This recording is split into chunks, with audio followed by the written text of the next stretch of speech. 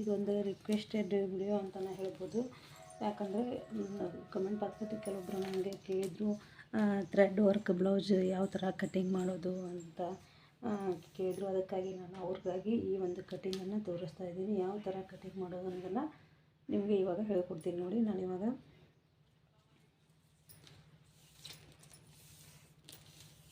ಬ್ಲೌಸಿನ ಉದ್ದ ಮುಂದ್ಗಡೆ ಭಾಗ 15 ಇಂಚು, ಹಿಂದ್ಗಡೆ 14 ಇಂಚಿದೆ. ನನಗೆ ಆ ಅಳತೆಯಲ್ಲಿ ಇವಾಗ ಇದನ್ನ ಕಟ್ಟಿಂಗ್ ಮಾಡ್ತೀನಿ.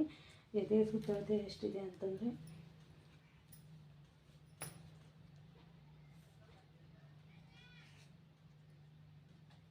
ಇದು 36 9 ಇಂಚು ಅಂತಂದರೆ 36 ಅಳತೆಯ ಒಂದು ಎದೆ ಸುತ್ತಳತೆ ಒಂದು ಬ್ಲೌಸ್ ಇದು. ಇದನ್ನು ನೋಡಿ ಇವಾಗ ಎಷ್ಟು ಇಡ್ತೀನಿ ಅಂದರೆ 9 ಇಂಚಿದೆ. ಇದಕ್ಕೆ ನಾನು ಇವಾಗ 2 ಇಂಚ್ ಎಕ್ಸ್ಟ್ರಾನ ಇಟ್ಕೊತೀನಿ.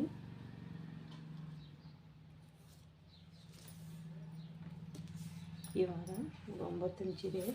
ಇವಾಗ ಅಗಲ ನಾವು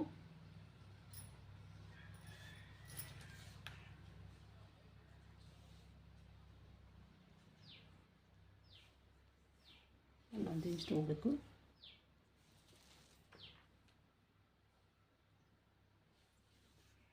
ನಂತರ ತೊಗೊಂಡ್ಬಿಟ್ಟು ಇವಾಗ ನೋಡಿ ಕಟಿಂಗ್ ಮಾಡಬೇಕು.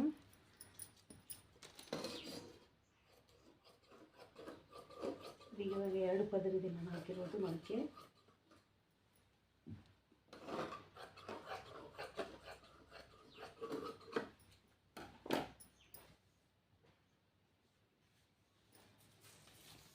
ಇವಾಗ ಅದು ಮುಂದ್ಗಡೆ ಭಾಗ 15 ಇಂಚಿದೆ. 15 ಇಂಚ್ ಇಟ್ಕೊತೀನಿ. ಅಂದರೆ 13.5 ಇದೆ, 14.5, 15 ಇಂಚ್ ಇಟ್ಕೋಬೇಕು. 1 ಇಂಚ್ ಎಕ್ಸ್ಟ್ರಾ ಇಟ್ಕೋಬೇಕು ಮುಂದ್ಗಡೆ ಭಾಗ. ಮತ್ತು ಕ್ರಾಸ್ ಪಟ್ಟಿಯಲ್ಲಿ ಹೊಲಿಗೆಯಲ್ಲಿ ಹೋಗೋದ್ರಿಂದ 1 ಇಂಚ್ ಎಕ್ಸ್ಟ್ರಾ ಇಟ್ಕೊಂಡಿದ್ದೀನಿ. ಹಿಂದ್ಗಡೆ ಭಾಗ 13 ಇದ್ದಾಗ ಮುಂದ್ಗಡೆ ಭಾಗ 14 ಇಟ್ಕೋಬೇಕು. ಮುಂದ್ಗಡೆ ಭಾಗ 14 ಇದ್ದಾಗ 15 ಇಂಚು, 1 ಇಂಚ್ ಎಕ್ಸ್ಟ್ರಾ ಇಟ್ಕೋಬೇಕು.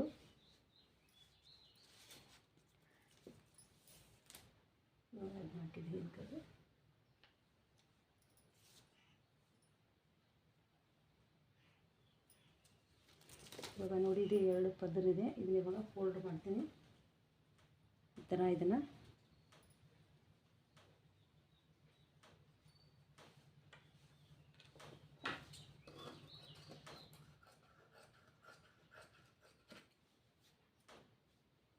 ಇವಾಗ ಇದು ಈ ಭಾಗಕ್ಕಿಂತ ಇದು ಜಾಸ್ತಿ ಇದೆ ಹಿಂದ್ಗಡೆ ಭಾಗ. ಬಟ್ ಆದರೆ ನಾನಿವಾಗ ಹಿಂದ್ಗಡೆ ಭಾಗವನ್ನು ಬೆನ್ಪಟ್ಟಿಯನ್ನು ಕೆಲವೊಬ್ಬರು ಎಕ್ಸ್ಟ್ರಾ ಬಟ್ಟೆಯನ್ನು ಹಚ್ಕೋತಾರೆ, ಕೆಲವೊಬ್ಬರು ಅದರಲ್ಲಿ ಕೂಡ ಹಚ್ಕೋತಾರೆ. ನಾನಿವಾಗ ಜಾಸ್ತಿ ಬಟ್ಟೆ ಇರೋದ್ರಿಂದ ಇದರಲ್ಲೇ ಇದನ್ನು ಆಮೇಲೆ ನಾನು ಎಕ್ಸ್ಟ್ರಾ ಆಗಿರೋ ಬಟ್ಟೆಯನ್ನು ಫೋಲ್ಡ್ ಮಾಡ್ತೀನಿ. ಅದಕ್ಕಾಗಿ ಇದನ್ನು ಕಟ್ಟಿಂಗ್ ಮಾಡ್ತಾಯಿಲ್ಲ, ಅದನ್ನು ಆಮೇಲೆ ನಾನು ಫೋಲ್ಡ್ ಮಾಡ್ತೀನಿ ಸ್ಟಿಚಿಂಗ್ ಮಾಡುವಾಗ. 15 ಇಂಚಿದೆ. ಇವಾಗ ಕ್ರಾಸ್ ಪಟ್ಟಿ ನಾವು 3.5 ಇಂಚ್ ತೊಗೋತಾ ಇದ್ದೀನಿ. ಇದಕ್ಕೆ 36 ಬ್ಲೌಸ್ಗೆ ನಾನು ಇವಾಗ 3.5 ಇಂಚ್ ಕ್ರಾಸ್ ಪಟ್ಟಿ ಮತ್ತು ಈ ಕಡೆ 2.5 ಇಂಚ್ ತೊಗೊಂಡಿದ್ದೀನಿ. ಈ ಥರ ಶೇಪನ್ನು ಹಾಕ್ಕೋಬೇಕು. ಅದಾದಮೇಲೆ ಕೊರಳಿನೆಲ್ಲ 2ಕ್ಕೆ ಸ್ವಲ್ಪ ಕಡಿಮೆ ತೊಗೋತಾ ಇದ್ದೀನಿ ನಾನು ಇವಾಗ ಶೋಲ್ಡರನ್ನು 3 ಇಂಚ್ ತೊಗೋತಾ ಇದ್ದೀನಿ.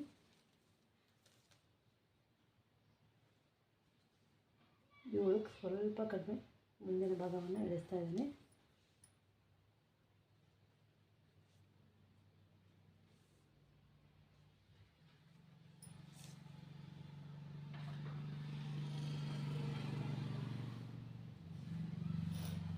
ಇವಾಗ ನಿಮಗೆ ಇದನ್ನು ತೋರಿಸ್ಬೇಕಂತಂದರೆ ಯಾವ ಥರ, ಈಗ ಮುಂದ್ಗಡೆ ಭಾಗ ನಾನು 6.5 ಹಾಕ್ಕೊಂಡಿದ್ದೀನಿ ಅಂತಂದರೆ ನಿಮಗೆ ಇವಾಗ ಅಳತೆ ಇಡುವಾಗ ಹೆಚ್ಚು ಕಡಿಮೆ ಆಗುತ್ತೆ ಅಂದ್ಕೊಂಡ್ರೆ ನೀವು ಏನು ಮಾಡಬೇಕು ಅಂದರೆ ಈ ಮುಂದ್ಗಡೆ ಭಾಗ ಕೊಳ್ಳನ್ನೇ ನೀವು ಏನು ಮಾಡಬೇಕು, ಈ ಬ್ಲೌಸನ್ನ ನೀವು ಮಾರ್ಕ್ ಮಾಡಿರ್ತಾರಲ್ಲ ಅಲ್ಲೇ ಈ ಥರ ಇದನ್ನು ಹಾಕ್ಕೊಂಡ್ಬಿಟ್ಟು ಮಾರ್ಕ್ ಮಾಡ್ಕೊಳ್ಳಿ. ನೋಡಿ ನಾನು ಆಲ್ರೆಡಿ ನೋಡಿದ್ದೆ ಇವಾಗ ಇದಕ್ಕೆ ಎಷ್ಟಿತ್ತು ಅಂತ, ಅದಕ್ಕೆ ನಾನು ಅಂದಾಜಲ್ಲಿ ಇಟ್ಟಿದ್ದು. ನೋಡಿ ಇವಾಗ ಇದಕ್ಕಿಂತ ಒಂದು 2-3 ಗೆರೆ ಒಳಗಡೆ ತೊಗೊಳ್ಬೇಕು. ಯಾಕಂದರೆ ಸ್ಟಿಚಿಂಗ್ ಮಾಡಿದಾಗ ಅದೆಷ್ಟು ಇರುತ್ತೆ ರೆಡಿ ಅಷ್ಟೇ ಬರೋದು. ಈ ಥರ ಈ ಸ್ಟಿಚ್ ಮಾಡಿದಾಗ ನಾವು ಪೈಪಿಂಗ್ ಮಾಡಿದಾಗ ಇವಾಗ ಎಷ್ಟು ಬರುತ್ತೆ ಇಷ್ಟ ನಾನು ಮುಂದ್ಗಡೆ ಭಾಗದಲ್ಲಿ ಮಾರ್ಜಿನಲ್ಲಿ ನಾನು ಈ ಸ್ಟಿಚಿಂಗ್ ಮಾಡೋಕ್ಕಾಗಿ ಇದನ್ನ ಬಿಟ್ಟಿದ್ದೀನಿ. ನೋಡಿ ಭುಜ ನೋಡಿ ಇಷ್ಟಿದೆ, ಮಾರ್ಕಲ್ಲಿ ಹಾಕ್ಕೊಂಡಿದ್ದೀನಿ. ಇವಾಗ ಮಗಳಿನ ಶೇಪನ್ನು ನೀವು ನೋಡಬೇಕಾದ್ರೆ ಬಟ್ಟೆಯನ್ನು ಜಗ್ಬಿಟ್ಟು ನೋಡಿದರೆ ನೀವು ಕರೆಕ್ಟಾಗಿ ಗೊತ್ತಾಗೋದಿಲ್ಲ. ನೀಟಾಗಿ ಈ ಥರ ಮಾಡಿಬಿಟ್ಟು ಹಾಕಬೇಕು. ಈ ಥರ ಒಂದು ಜಗ್ಗಿದಾಗ 7 ಅಥವಾ 8 ಈ ಥರ ಅನಿಸುತ್ತೆ, ಬಟ್ ಆದರೆ ಅಷ್ಟೊಂದು ಇರೋದಿಲ್ಲ. ಅದು ಅವರ ಅಳತೆ ಬ್ಲೌಸ್ ಎಷ್ಟಿರುತ್ತೆ ಅಷ್ಟು ಕಟಿಂಗ್ ಮಾಡಿ ಹೇಳಿದ್ರೆ ಕರೆಕ್ಟಾಗಿರುತ್ತೆ. ಇಲ್ಲಾಂದರೆ ತುಂಬ ಜನ ಕಿರಿಕಿರಿ ಮಾಡ್ತಾರೆ. ನೋಡಿ ಇವಾಗ ಎಷ್ಟಿದೆ ಅಂದರೆ 4.5 ಮಾತ್ರ ಇರೋದು ನೋಡಿ. ಇದು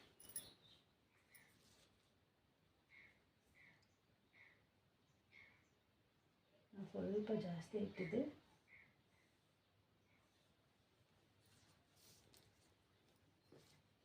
ಇವಾಗ 1 ಇಂಚ್ ಮಾಡ್ಕೊಳ್ಳೋಣ ಬಗಲಿನ ಶೇಪ್ಗಾಗಿ. ಇವಾಗ ನಾನು ಹಾಕ್ತಾ ಇರೋದು ಹಿಂದ್ಗಡೆ ಭಾಗದ ಶೇಪು. ಈ ಶೇಪಿಂದ ಇಲ್ಲಿ 2 ಇಂಚಿಗೆ ಇದನ್ನ ಮಾರ್ಕ್ ಮಾಡ್ಕೋಬೇಕು. ಈ ಥರ ಈ ಕಡೆ ಕೂಡ 2 ಇಂಚಿಗೆ ಮಾರ್ಕ್ ಮಾಡಿಬಿಟ್ಟು ಶೇಪ್ ತೆಗಿಬೇಕು. ಈ ಥರ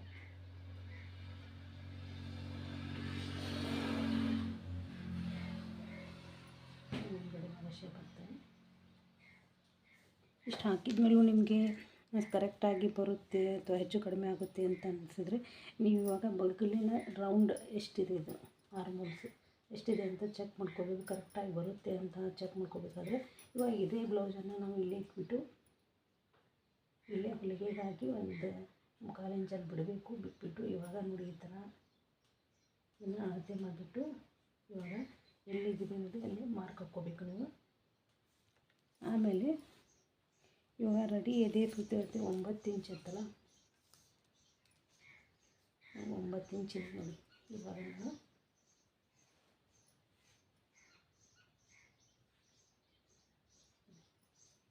ಕರೆಕ್ಟ್ 9 ಇಂಚಿಗೆ ಇಲ್ಲಿ ಬರ್ತಾ ಇರೋದು. ಈ ಥರ ಮಾಡಿದರೆ ಕರೆಕ್ಟಾಗಿ ಬರ್ತದೆ.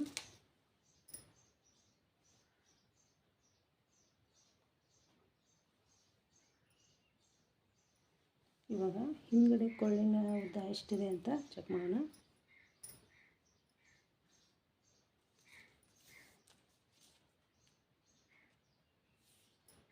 ಇದು 9.5 ಇದೆ.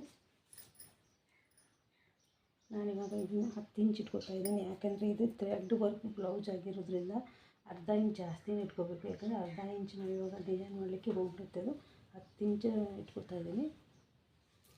ಇವಾಗ ಇದು ಮುಂದ್ಗಡೆ ಭಾಗನ ಕಟ್ ಮಾಡಿ ನಿಮಗೆ ತೋರಿಸ್ತೀನಿ.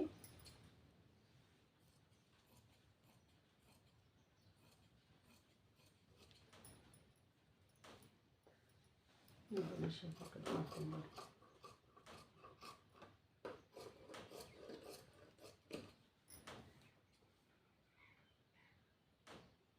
ಎರಡು ಭಾಗವನ್ನು ಮಾತ್ರ, 2 ಪದರನ್ನು ಮಾತ್ರ ನಾವು ಇದನ್ನು ಶೇಪನ್ನು ಕಟ್ ಮಾಡ್ಕೋಬೇಕು. ನಾವು ಎಲ್ಲಿಗೆ ಮಾರ್ಕ್ ಹಾಕಿರ್ತೀವಿ ಅಲ್ಲಿಗೆ ಮಾತ್ರ ಇದನ್ನು ಕಟಿಂಗ್ ಮಾಡಬೇಕು. ಇವಾಗ ಮುಂದ್ಗಡೆ ಭಾಗನ ತೆಗಿತೀನಿ ನೋಡಿ. ನೀವು ಸ್ಟಿಚಿಂಗ್ ಮಾಡಿದಾಗ ಅದು ಎಷ್ಟಿರುತ್ತೆ ಅಷ್ಟಿಗೆ ಬರುತ್ತೆ ರೆಡಿ. ಆದಮೇಲೆ ಶೋಲ್ಡ್ರನ್ನು ಕಟ್ ಮಾಡ್ಕೊತಾ ಇದ್ದೀನಿ. ಇವಾಗ ಹಿಂದ್ಗಡೆ ಭಾಗನ ಥ್ರೆಡ್ ವರ್ಕ್ ಮಾಡಲಿಕ್ಕೆ ಯಾವ ಥರ ಕಟಿಂಗ್ ಮಾಡೋದು ಅನ್ನೋದನ್ನು ನಿಮಗೆ ತೋರಿಸ್ತೀನಿ. ಇವಾಗ ನಾವು ಈಗ ಕೊಳೆನೆಲ್ಲ ತೆಗೆದಿರ್ತೀವಲ್ಲ ಅಲ್ಲಿಂದ ನಾವು ಈ ಕಡೆ ಏನು ಮಾಡಿಬಿಟ್ಟು ಒಂದು ಅರ್ಧ ಇಂಚು, ಇವಾಗ ನೀವು ಡಬಲ್ ಸ್ಟೆಪ್ ಥ್ರೆಡ್ ವರ್ಕ್ ಮಾಡ್ತೀರಾ ಅಂದರೆ 1 ಇಂಚನ್ನು ನೀವು ಎಕ್ಸ್ಟ್ರಾ ತೊಗೋಬೇಕು. ನೀವಿಲ್ಲ ನಾವು ಒಂದೇ ಸ್ಟೆಪ್ಪು ಡಿಸೈನ್ ಮಾಡೋದು ಅಂದ್ಬಿಟ್ರೆ ಒಂದು ಅರ್ಧ ಇಂಚ್ ಮಾತ್ರ ನೀವು ತೊಗೋಬೇಕು. ಕೆಲವೊಬ್ಬರು 2 ಇಂಚು, 1.5 ಈ ಥರ ಎಲ್ಲ ತೊಗೊಂಡ್ಬಿಡ್ತಾರೆ. ಹೀಗಾಗಿ ಬ್ಲೌಸ್ ಹಾಳಾಗಿಬಿಡುತ್ತೆ. ನೋಡಿ ಈ ಥರ ತೊಗೊಂಡ್ಬಿಟ್ಟು 10 ಇಂಚಿಗೆ ನಾವು ಮಾರ್ಕ್ ಮಾಡಿರುವಂಥ ಒಂದು ಜಾಗದಲ್ಲಿ ಈ ಥರ ಶೇಪ್ ಹಾಕಿದರೆ ಆಯಿತು. ಇವಾಗ ರೆಡಿ ಏನು ಬರುತ್ತೆ ಅಂತಂದರೆ ಇವಾಗ ಇಲ್ಲಿ ಈ ಮಧ್ಯ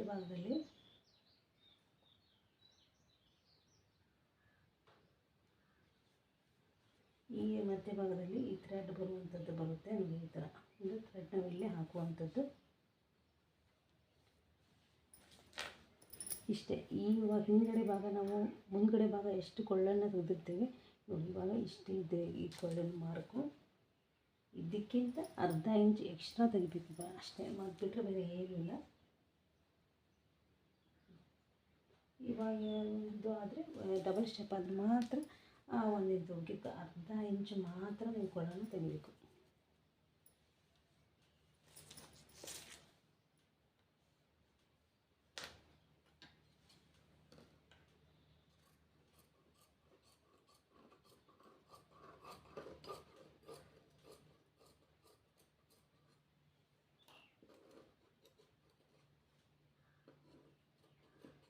ಇಷ್ಟೇ. ಇವಾಗ ನಾವು ಇದಕ್ಕೆ ಬಟ್ಟೆಯನ್ನು ನಾವು ಪೈಪಿಂಗ್ ಯಾವ ಥರ ಮಾಡ್ತೀವಿ ಆ ಥರ ಒಂದು ಅರ್ಧ ಇಂಚ್ ಬಟ್ಟೆ ಕ್ರಾಸಲ್ಲಿ ಕಟ್ ಮಾಡಿಬಿಟ್ಟು ಇವಾಗ ಇದನ್ನು ಫೋಲ್ಡ್ ಮಾಡ್ಕೊಂಡ್ಬಿಟ್ಟು ಆಮೇಲೆ ನಾವು ವರ್ಕ್ ಮಾಡುವಂಥದ್ದು. ತುಂಬ ಅಂದರೆ ತುಂಬ ಈಸಿಯಾಗಿದೆ. ಇದು ಕೆಲವೊಂದು ವಿಡಿಯೋದಲ್ಲಿ ನಾನು ಈ ಥ್ರೆಡ್ ವರ್ಕ್ ಬ್ಲೌಸ್ ಸ್ಟಿಚಿಂಗ್ ಮಾಡುವಂಥ ವಿಡಿಯೋನ ಹಾಕಿದ್ದೀನಿ. ಯಾರೆಲ್ಲ ನೋಡಿಲ್ಲ ಆ ವಿಡಿಯೋನ ನೋಡಿ.